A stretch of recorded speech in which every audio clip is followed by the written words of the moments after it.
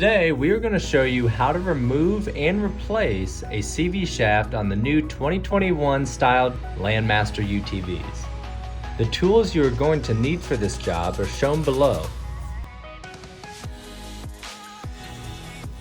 First, jack up the rear of the unit until the wheels are both off the ground.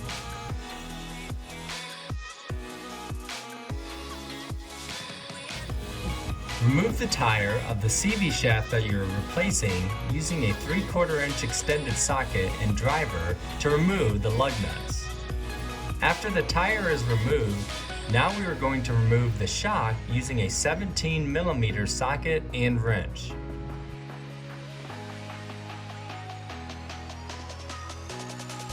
Next, move the shock forward out of the way. Next, we are going to loosen the jam nuts closest to the wheel hub. But first, we need to take a measurement of the thread count showing on each side of all 4 jam nuts.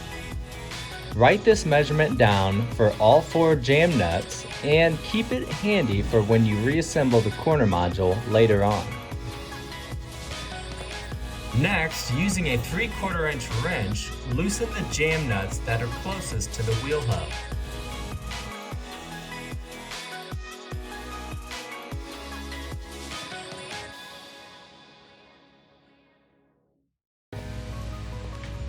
Then lift the corner module up and set it on a jack stand to get the CV shaft and the radius rods level.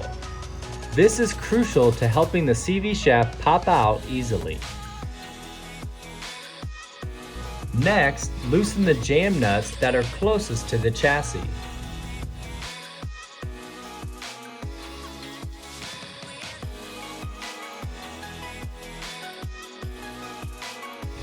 Now start loosening each radius rod until the CV shaft pops out. If the CV shaft is not moving outward as you are loosening the radius rods, rotate the CV shaft carefully until you feel the shaft starting to pop out. By rotating the shaft while you are rotating the radius rods, this will allow the metal clip that is inside the transaxle to seat into its groove on the CV shaft. This allows the CV shaft to come out easily. If you are having trouble still getting the CV shaft to pop out with this method, please call our customer service team. Do not attempt to use force or to pry the CV shaft out unless instructed by American Landmaster. You can see the CV shaft is now popped out using the method provided. Once it is out, we are going to remove the dust cover on the wheel hub. To remove the dust cover, you can use a screwdriver or a dust cover remover tool. Lightly tap on each side of the tool and the cover should remove easily. Next, remove the cotter pin by bending it straight back using a screwdriver. Slide it out of the castle nut and set it aside.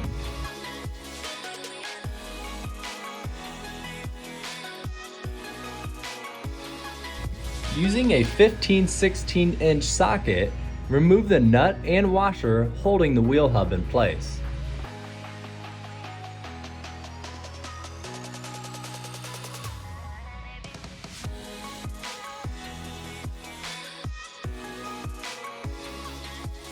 Next, use a 3/4 inch wrench and socket to remove the bolts and nuts holding the radius rods to the wheel hub.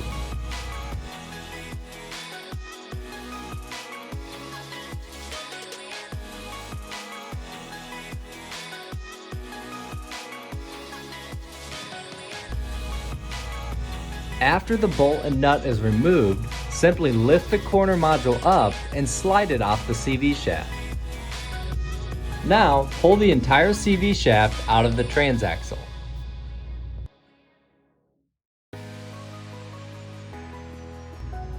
If we've sent you a new gasket, go ahead and replace the gasket on the transaxle. Simply use a screwdriver or other small pry tool to carefully take the gasket off.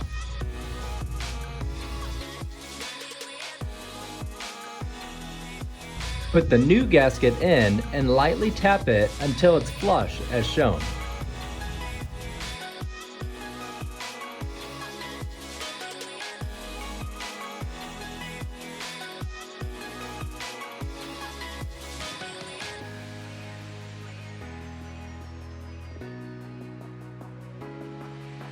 After you put the new gasket in, you can now put the new CV shaft into the transaxle. Make sure your CV shaft is straight and then use a rubber mallet to tap the CV shaft into place. If it does not go in, rotate the CV shaft slightly and tap it in again.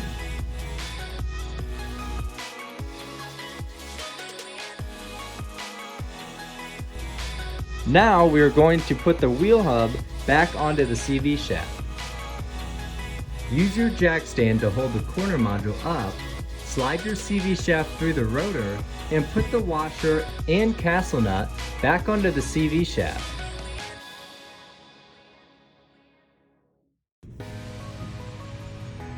Lightly tighten the castle nut into place using a socket wrench and a screwdriver as shown.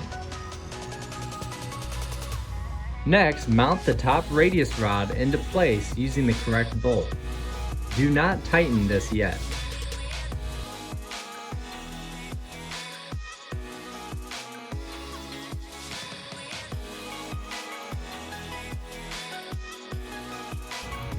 Now, adjust the top and bottom radius rods back to their original measurements that you recorded earlier in this video. These are the ones that you made right before loosening the jam nuts for the first time. Do not tighten the jam nuts down yet.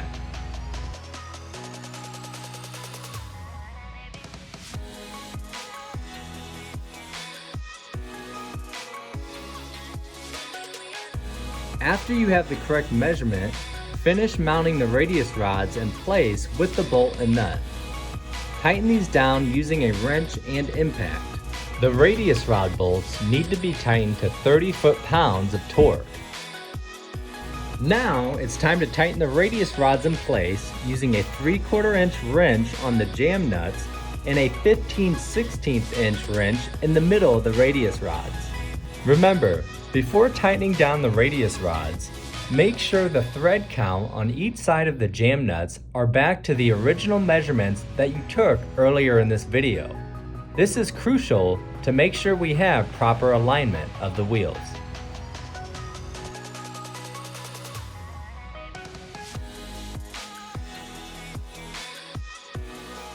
Next, tighten the castle nut so the hole through the CV shaft aligns with the grooves in the castle nut.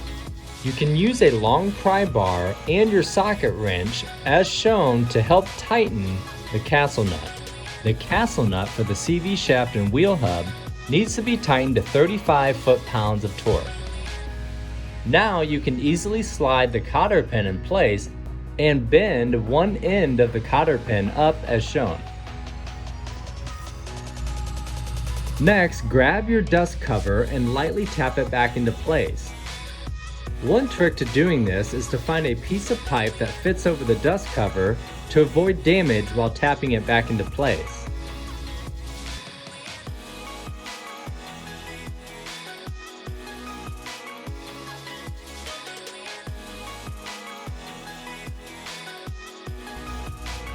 Now you can take the corner module off the jack stand and reattach the shock. Tighten the nut and bolt into place using an impact or a socket wrench. The shock mount bolt needs to be tightened to 30 foot-pounds of torque. Finally, reassemble the wheel and you are all done.